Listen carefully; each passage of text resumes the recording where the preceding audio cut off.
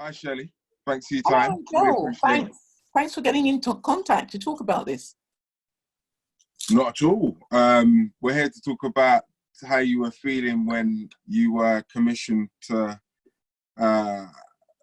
land in the commission, I should say, to highlight the independent living movement, which is going to be shown later on this year. That's right. That's right.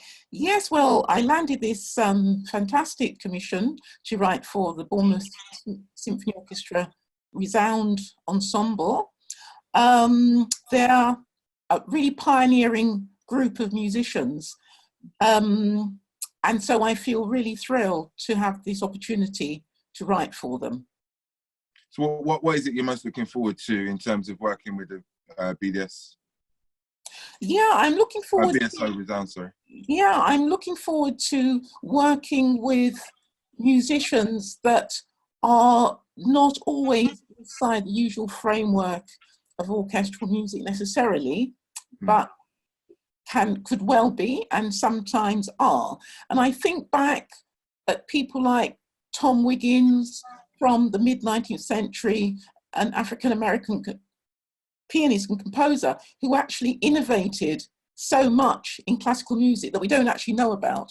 But in terms of the way that contemporary music sounds now, he was using note clusters and dissonant music mixed up with tonal music, and he was an absolutely phenomenal pianist. He toured not only America but all of Europe, and we don't know of him now, but he would have been, I don't know, the Beyonce or the equivalent of his time, or even bigger, some would say. So yeah, absolutely. You're I know the piece is meant to reflect modern British life. You're on record as saying it's going to be a fascinating moment in time and a real opportunity to chronicle changes that we see around us. Can you expand on that a little bit for me? Yeah, I think we're very lucky in the 21st century and the decade 2020 in many ways, in that we're much more empathetic in many ways to persons who don't have the same abilities as we might all have. And I think the fact that institutions and governments and policies are looking at how we can equalise the platform for everyone is a great thing to do, and about time. I think we're particularly lucky in Britain that we do consider persons who are not as well abled, either financially, mentally, in many ways. So I do applaud Britain for those kinds of initiatives. So I think we're ahead of the game, really. I was speaking to Richard Whitehead, who is a Paralympian MBE holder and basically a Team GB athlete who's competed all over the world for his country. And he was talking about, or we were talking about the fact that the narrative of the disabled has been kind of conspicuous by its absence during this COVID-19 pandemic period. What are your thoughts on that? Well, I think we've always had famous musicians who aren't as able. When we look back to, as I said, Tom Wiggins and the like, and Ray Charles and Stevie Wonder, I think there is always a platform. A great artist is a great artist, whatever their ability, and having a physical disability or sometimes a mental disability does not affect great art. So I think we should always look to that. You're down as a visionary artist and cultural activist amongst all of the strings to your bow, Shirley. Thank you. So I just wonder, how are you coping with this unprecedented time in history?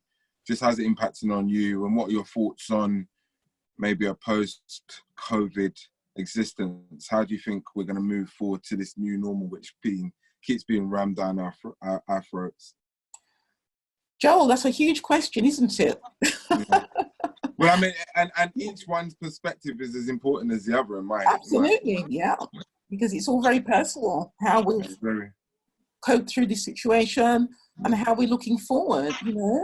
Well, I'm looking forward with hope that we will move on and transition into a more reflective, thoughtful, considerate world, because it's evident that the way we have been living in the 21st century, perhaps that latter half of the 20th century, is not as good for us as we might think.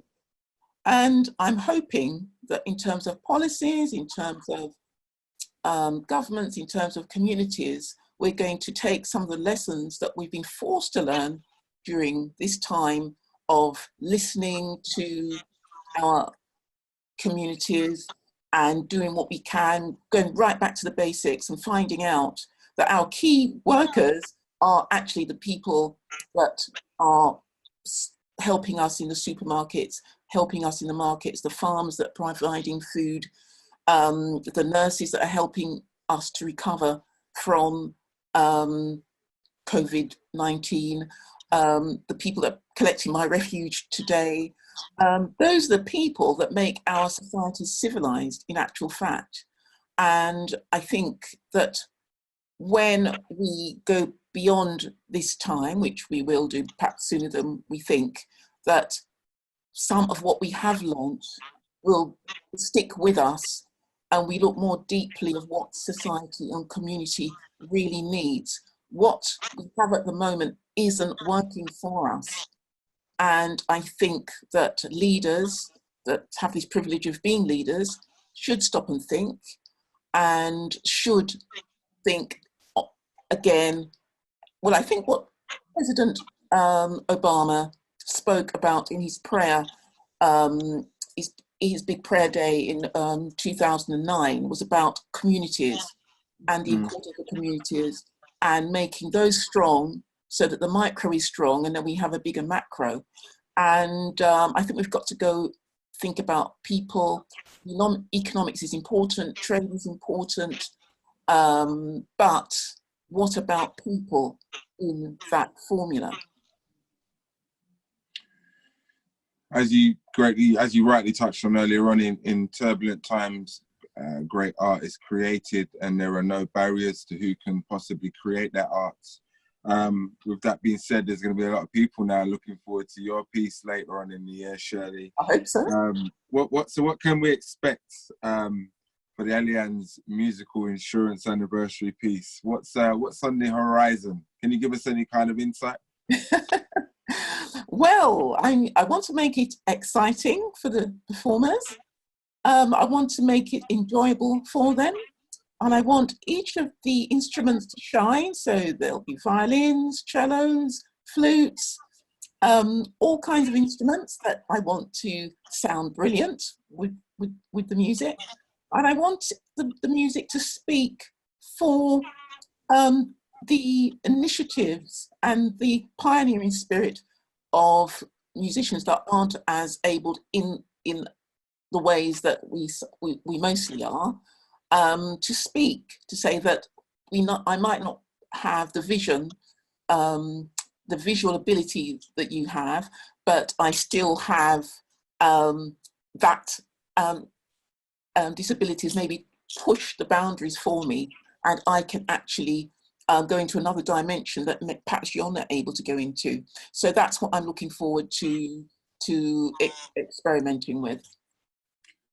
Looking forward to witnessing it. So thanks for your time, Shirley. Really appreciate it. Thanks ever so much, Joel. It's really nice to talk to you.